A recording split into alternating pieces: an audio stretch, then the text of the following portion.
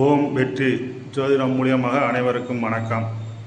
நமது யூடியூப் சேனலில் ஜோதிடம் சம்பந்தமான செய்திகள் அல்லாமல் விஞ்ஞானம் சம்பந்தப்பட்ட அறிவியல் சம்பந்தப்பட்ட செய்திகளையும் பதிவிட்டு வருகிறோம்.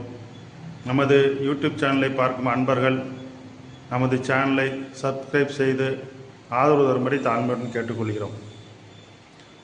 இன்று ஒருவருக்கு காதல் திருமணம் எப்படி நடக்குமா நடக்காதா, இதில் காதல் திருமணம் நடப்பதற்கான வாய்ப்புகள் எப்படி என்பதை பற்றி இந்த வீடியோவில் பார்க்க போகிறோம்.